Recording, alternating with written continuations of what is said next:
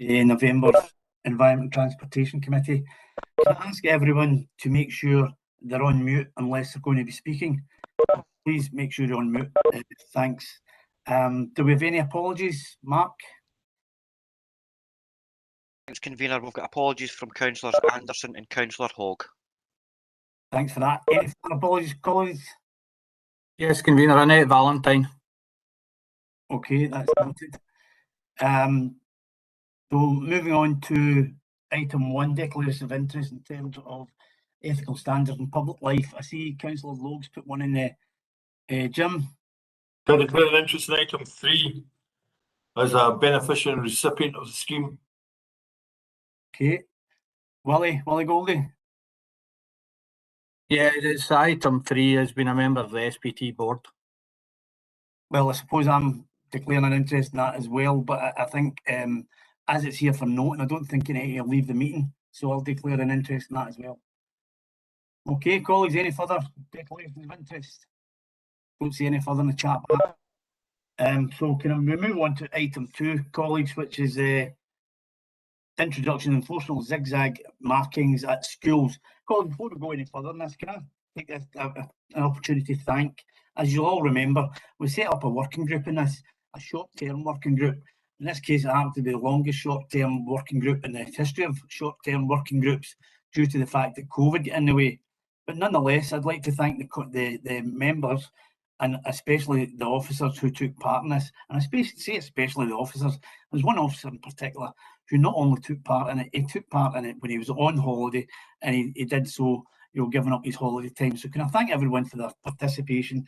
And if you'll see in the report, we have managed to get some sort of working on it. So Nicole, I'll ask you to speak to this paper, please, Nicole. Thank you very much, Convener. So first of all, I'll ensure those thanks are passed to the team. And secondly, in terms of the paper,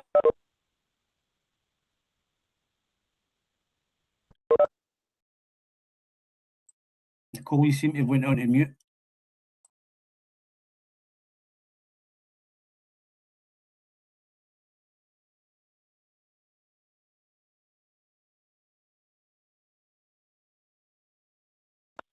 It's Nicole altogether. I think Nicole left the meeting there. I don't know if she's got connectivity issues. Right, can we just give her a couple of seconds to come back on, colleagues? Is that okay?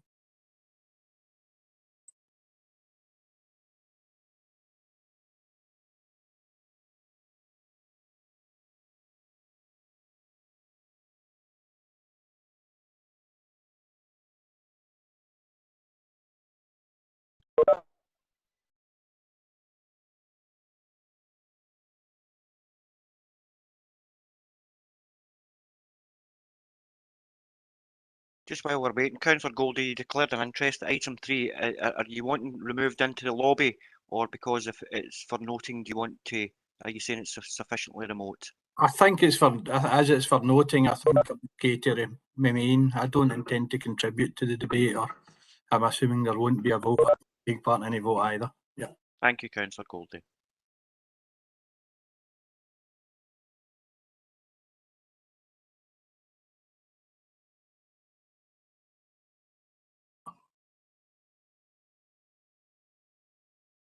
Chair, to suggest that we move on to a non-Nicole Patterson item and then revert back once Nicole comes online again. So it takes us to item, I think, 4. Well, that'd be fine. Well, can we go to item 3 then? Since it is for note, well, no, we'll not. We'll go to item 4. Right, you're right. We'll go to item 4. So item 4 is here for noting, colleagues. Do you have any questions? And I intend to do this with the noting items. I don't intend to have an officer spend time reading over a report that we should all have read over. So have we got any questions on item 4? That is the rationalisation of and development of waste fleet services. Right, Willie, I see your hand up there. Willie Goldie. Thanks. First of all, I'd like to thank Andrew McPherson. We did have a series of questions which Andrew's answered to us online. So we'll just get one or two kind of follow-ups on it. Page 22, 2.1. It's just on the fact we had issues at Bellshill. Do we have regular inspections of our facilities to try and avoid situations like this? I've got some other questions. You want them in all together? Do you want them individually, convener? I would just go with them all together just now, Willie. Right. Okay. Right.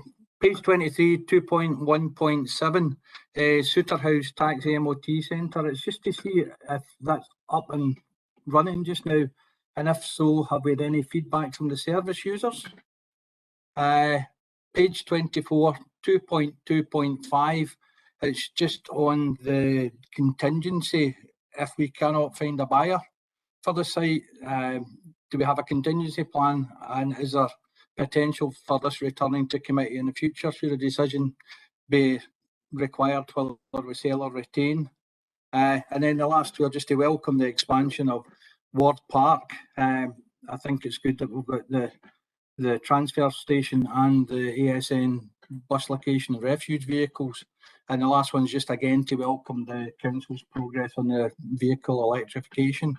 And just be happy to find out we weren't in the same position as some other councils which maybe didn't use their vehicles to the full potential. So that's really the questions. Thanks. Thanks for that, Willie. Andrew, you want to come and answer some of the questions, please? Thank you. Yep, certainly, convener. Thanks, Councillor Goldie. So the first one just does in the regular inspection of buildings. All the council buildings are subject to routine inspections, and they actually have a grading structure as to what condition they're in as well. The reason that the defects within our building were highlighted was as a result of these routine inspections as well. So hence the reason for them being carried out. The MOT inspections, that is up and running already. As you know, the council does all the taxi MOTs for the council, and also external MOTs as well. Anybody that wants to have their car MOT can do so. It is up and running at the 7-day centre, which is run by North Lanarkshire Industries. It's part of a training programme there, so we're utilising that. I haven't had any feedback at all at the moment, Councillor Goldie, neither positive or negative, so my assumption is hopefully everything seems to be progressing okay. Our contingency for Dalmacoulter, in case we cannot sell that, the contingency is it remains a council asset, so we're no worse position than what we currently are at the moment. Although we have invested a bit of money in it to make sure that we could market it as a materials recovering facility. But hopefully we will be able to market it, but we'll certainly be in no worse position. And it's, I think what we've done is we've turned it from a liability into an asset now, which is a positive thing. And in terms of, you know, how we're comparing with other local authorities and electric fleet, I think we're probably on a par with other local authorities. I think there was some adverse publicity recently for some local authorities and some not so far away from here, who had purchased a lot of vehicles but hadn't actually purchased the infrastructure or had the infrastructure in place so they could charge those vehicles. We've, as you've seen from the graphs that are in the actual paper, our infrastructure is keeping up with our actual number of vehicles, so we shouldn't be in that position. Thanks for that, Andrew. Will, are you happy with that? Yeah. Okay. Councillor Alan Beveridge, you got a question to ask here? Thanks, convener. Andrew, it's just to, I know what you're saying about Dalmacoulter. I mean, that's fine. I thought Dalmacoulter would have been a perfect location if you're wanting to merge Stobcross and the Lady Anne. But however, just to confirm that there's no, the Lady Anne depot, there is no plans either now or nor will be in the future to change the Lady Anne recycling depot. Thanks. Andrew, do you want to come in there? We've certainly no plans at the moment in council, and if they are to close, then that will be a decision for members rather than myself. So certainly no, we don't have any plans at the moment to close Lady Anne. Fantastic, thank you, convener McBee. Thanks, Andrew. Thanks, Andrew, and thanks, Alan. Colleagues, do we have any further questions on this item number 4? Hold on, I go back to the chat bar. Right, I don't see any further questions in there. So, can we agree to note this report then, colleagues? Agreed. Thank you. Now, I still don't see Nicole. Nicole's having what happened to me in planning a couple of weeks ago. I was at the start of the meeting and I just got locked out. So we'll move on to Convener Cole is on. It's on, right? Yes, thank you. Okay, colleagues, with that then we'll move back to item number 2 in the agenda. Okay, Nicole? Convener committee, first of all, can I just give my apologies? Technology failed me at the most inopportune moments. However, I was halfway through the report, at least in my own mind, so I'll start again. So the zigzag report, it's a report seeking approval to introduce enforceable zigzag road markings at all schools in North Lanarkshire, following the Road Safety Member Officer Working Group as introduced by the convener. Proposals will restrict parking on school zigzag markings 7 days a week, 24 hours a day, and where possible, this will include the provision of zigzags on both sides of school entrances. The purpose, obviously, is to ensure higher compliance of responsible parking in and around our school gates on a daily basis. We will prioritise schools with existing keep clear priorities, including schools requiring no amendments to the markings. That will be complete by December 2021 and is outlined in Appendix A of the report. In the second phase, all schools requiring changes to existing markings will be completed by March 2022. And in the third phase, schools with no provision at all will be completed by June 2022. A full breakdown of the schools included in each phase is provided in Appendix 1.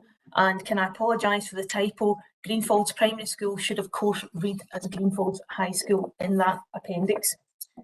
Just finally, there are costs of £170,000 included as per bullet point 4.1, which will be met by existing resources within the service. There are a couple of recommendations and I'm happy to take any questions on the report. Thanks for that, Nicole. Do we have any questions?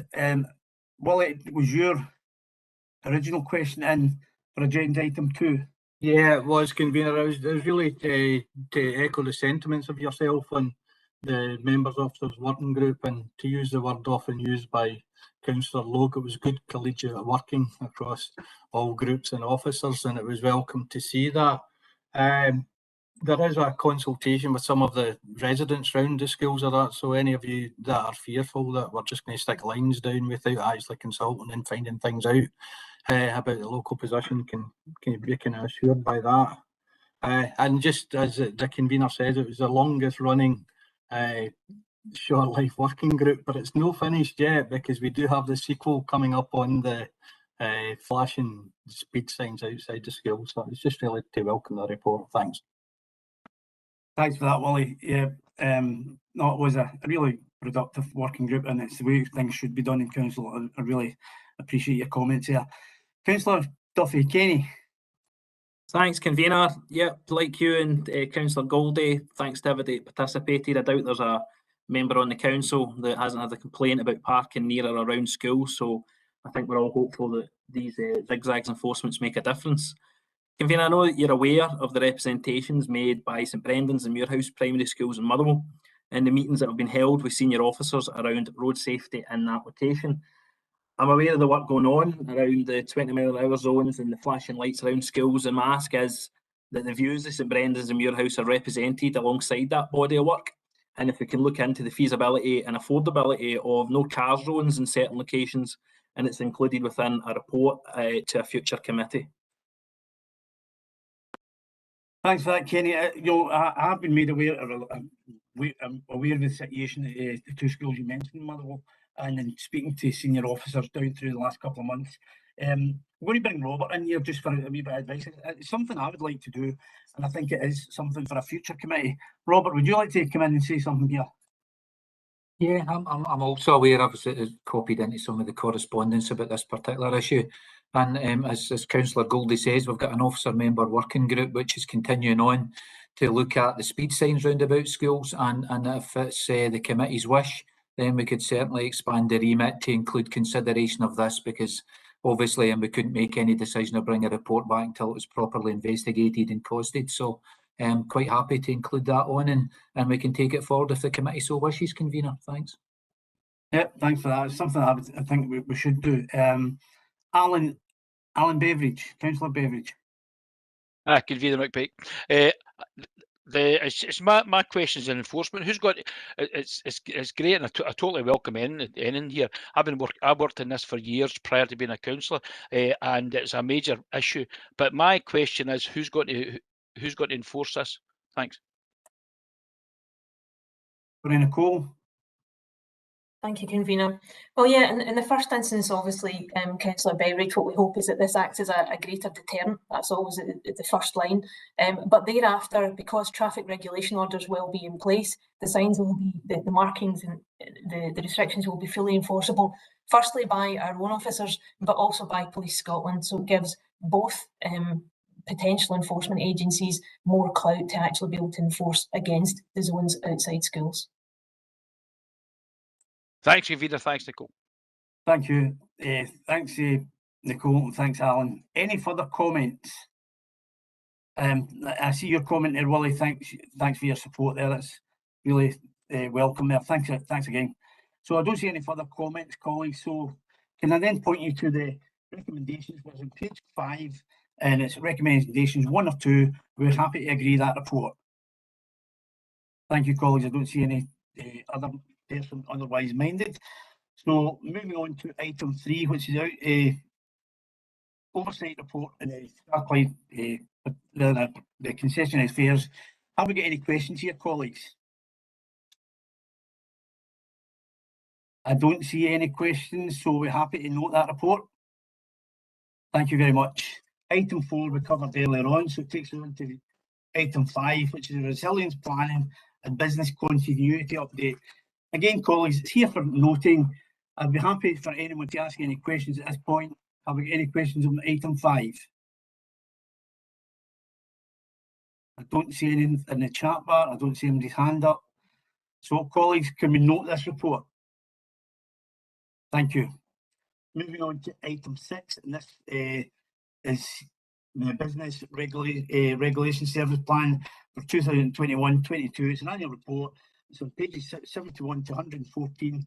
Andrew is going to speak to this report. Thanks, Convener. So the report really provides details of the new service plan for the Business Regulation Service, which sits within our environmental health team. There is a requirement from Food Standards Scotland for the service plan to be appropriately published, and the best way in which we can do this is to bring it to the appropriate council committee for approval and for scrutiny as well. A copy of the plan is provided as Appendix 1, but if I could just maybe highlight just a few of the key points. Section 2.1 of the report summarises the impact which the pandemic has had on the environmental health service as a whole. And this includes significant increase in number of inquiries that they've received because they've been front and centre of the council's pandemic response, but also highlights the significant support that we have provided to businesses within our local community to assist them through the pandemic as well.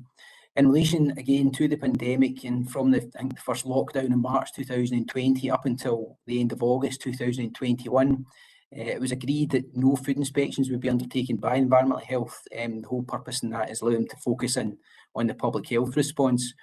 The consequence of that, obviously, is there's a large number of inspections have been postponed, and they will have to be carried over into future years. And Section 2.2 summarises how that will be done in a sort of pragmatic sense. Section 2.3 highlights a new food law rating scheme has been introduced for food businesses, and the key principles behind this is that the worst premises receive the most visits. And as part of this new rating scheme, all local authorities have been asked to assess how many environmental health officers would require to undertake the new inspection regime. And within paragraph 2.3.5, it highlights that within North Lanarkshire we would require 26 FTE, and this is compared with the 16 FTE that we currently have on our establishment, so there's an obvious shortfall. I have to say that this problem is not unique in North Lanarkshire. It's almost all local authorities in a similar position, if not a worse position. And nationally, we have currently 60 vacant environmental health positions. So it's not as if we are just sitting back and accepting this as the position. What we're doing within the council, we are currently have 2 student trainee environmental health officers, so we are sort of growing our own as part of our workforce development policy. In addition to that, we will commit to take an additional student environmental health officer every year from the University of West of Scotland, which is the only university in Scotland now which supports the environmental health course, which is key to training environmental health officers. We have attempted to recruit 3 temporary posts for a period of 23 months, but with no great surprise, but we haven't had any suitable candidates at all due to the number of vacant positions within the country. And finally, for sort of a more sort of permanent and longer term solution, we are engaged in discussions with COSLA through Solus about how long-term funding can be secured to address the ongoing resource and staffing problem within environmental health. So there are some recommendations in the report, Kavira, and I'm happy to take any other questions. Thanks for that, Andrew. Councillor Goldie, Willie. Thanks, Convener. Just a very informative report. It made an interesting read.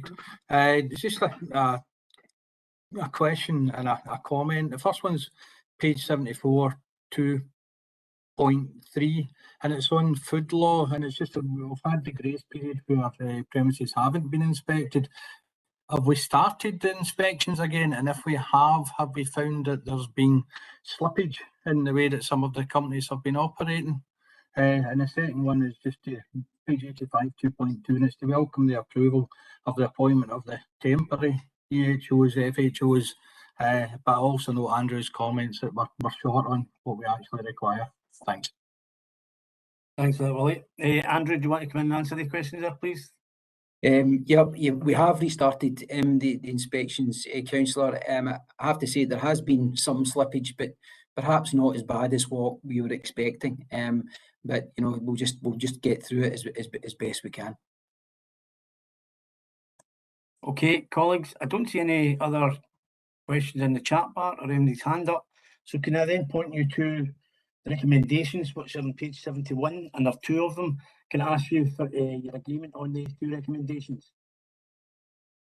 Don't see anybody else saying otherwise, so thank you very much for that, colleagues. So it takes us to item 7, which is the AMI Public Services Operational Performance Monitoring Report. Again, colleagues, it's here for noting. Have we got any questions on item 7? Willie Goldie. Yeah, it's me again. Just page 117, 2.4, the cyber attack. It was just to see the kind of extent of it, how much information was lost, and did it impact on NLC systems, either by delaying work or causing any data breaches?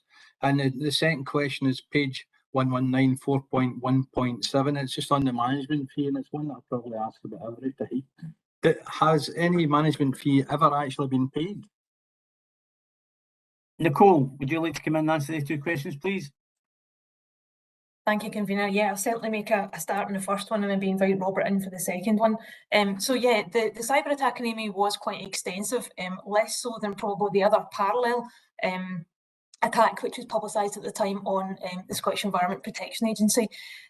Yes, the systems that we use to create, transfer works orders, to monitor works orders, etc., were affected by it. But in fact, I'm very pleased to say that you would not have noticed any decline in any work that was processed or any orders that were carried out, because in fact officers and AMI together were very quick to find workarounds, which actually stayed in place for quite a considerable period of time. So workarounds were found despite the level of impact on the systems.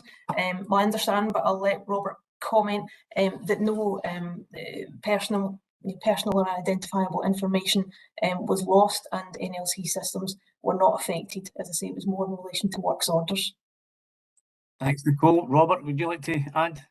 Yeah, quite happy to add about the management fee. There's 2 repayments which come to the council, Councillor Goldie.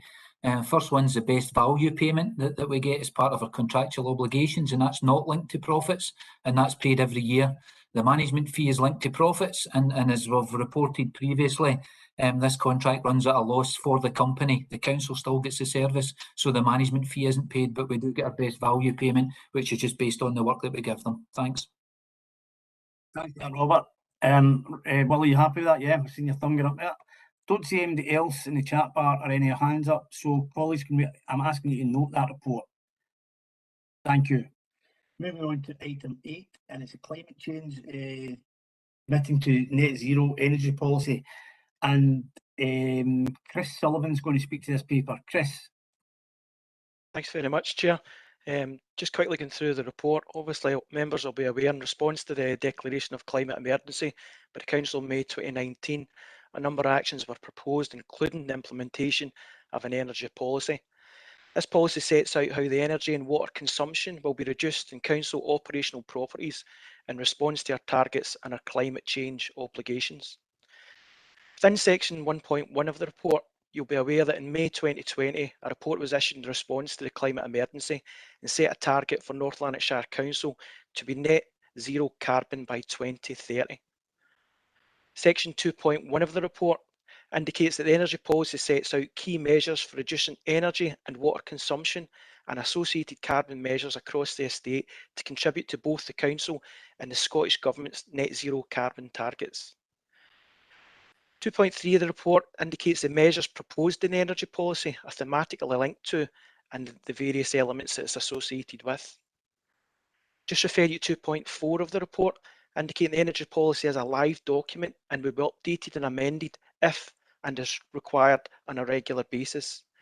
It's important to recognise that the policy will be reviewed to ensure that the targets are current and relevant. 2.5 of the report just make reference to the consultation of the proposed energy policy has been conducted with both climate change groups within Asset and Procurement Solution and also various all heads of service within the organisation. I think it's important to recognise within 4.1 of the report the financial implications and the commitment the councillors gave to achieve net zero carbon by 2030. I think it's also important to recognise within the energy policy that additional capital may be required to achieve the proposed generation of 10% of new build operational properties through renewable means. One of the most important factors within the report of 4.4 is obviously the environmental impact that this report is associated with. The objective of this policy is to reduce energy consumption and will therefore reduce the associated carbon emissions. The target is to reduce energy consumption annually by 3%. The effect and reduction of carbon emissions will be determined by the mix of reducing emissions from use of electricity, gas, water and fuel, oil for the heating elements. So I would just ask the board to note the recommendations within the report, Chair.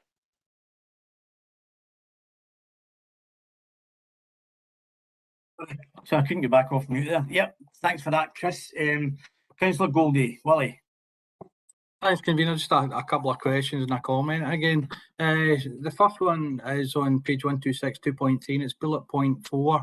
If we're looking at setting a heating season and set temperatures across the estate, it's just to see how we intend to go about that. Just in my previous existence in the NHS, we found this very difficult because of the difference in the workplaces between people sitting and people with more active jobs, and also difficulties in different aspects on maybe machinery which is required to maintain a certain temperature to operate fully functional on. The second question is on page 127, it's 4.4, and it's to see how the figure of 3% per annum was come at. Did we use a matrix, or did we have a guide that 3% is achievable? I was just interested in the figure of 3%. And just on a broader point, we passed a motion at council a while ago there, and it was on the impacts, and we decided with full approval of the council to go from environmental stroke carbon impact. And while I noticed that some of the officers are very good at having the two of them in there, that even in some items which are carbon impact, we don't actually have the carbon impact into it. So just really to encourage everyone on that. But just the two questions, please. Thanks for that, Willie. Chris, do you want to come in and answer the two questions there, please? Thanks very much for the question, Councillor. Just through our building energy management systems, we're able to control an element of the actions within schools, simply because there's so many service users that have their own operational needs. We've set the temperature and monitor it to ensure that it's consistent across the full estate, which does include the school estate, culture estate, the community estate, and our office operation estate, and anything else associated with it, including depots. There obviously is an ongoing programme through our capital works to make sure that we do have relevant building energy management systems so that we do a full sight of the operations of the building. In terms of your percentage element, this was a target that was set by the group based on the information that was available to see what was achievable within that period of time. Because you'll notice within the report, we're trying to make it a real and realistic report and indicate that it's something, this is the stage we're at just now, but as we do develop over time, we would like to improve on our control of the carbon emissions across our estate. Hopefully that answers your question, Councillor. Thanks, Well, I seen your thumb up there. I don't know, Robert, would you like to contribute anything on the last bit while he was talking about officers and going forward? Putting you on the spot a wee bit here. Put me on the spot. Thanks very much, convener. I appreciate that. I really just sort of build on what Chris was saying, and this is evolving. We've got very challenging targets, which may change as a result of the outcome of COP26, which is on at the moment. But we've got a challenging target within the council in terms of 2030, and we have national targets which I'm sure most people are aware of, for which the council's target is actually just a wee bit in advance. What we're doing in the background is not just to do with our property estate. We're looking at our council housing estate. We're also looking at fleet management. We're looking right across the board at all of our activities in terms of the carbon impact of those activities, in order to make sure that we've got a strategy which is fully costed, and we've got an implementation plan to meet the outcomes of that strategy for 2030. And I'm sure within the next couple of years then we'll become with various reports to say, do you know what, we can meet this in terms of this aspect of our business, but in other aspects of our business, it may be in terms of supply chains, practicalities or costs, that we may have to look at those targets again. So, but I can assure the committee that there's a lot of work going on in the background to do with not just the carbon targets that the council set, but actually our carbon footprint right across the council. One of the biggest challenges has to be I suppose the target set by the council was for North Lanarkshire, not for North Lanarkshire Council, and we will then have to make sure that we're working with all our partners to make sure that this is a North Lanarkshire place-based initiative and not simply just the council doing its bit. Thanks, convener. Thanks for that, Robert. That's very good. And I think if you think on as a big snowball at the top of the hill, it's just been rolled up just now. We've not actually pushed it over the edge yet. But I think everything is in place. Everything going forward is in the right place just now. So we're working very hard. Thanks for that. Colleagues, I don't see any further comments or questions in the chat bar. I don't see any further hands up. So can I then point you to page 125, and we've got one recommendation. Are we happy to approve that recommendation? Thank you. It takes us on to item 8, which is, again, it's here for non-colleagues. Contract awarded below committee approval threshold, and it's in page 131. Do you have any questions or comments on this? Don't see any hands up, don't see any chat bar. So colleagues, that brings us to the conclusion of the business today. Can I just thank you all for coming along and being so very well behaved with all committees with less. Thank you very much, colleagues. See you all soon. Thanks.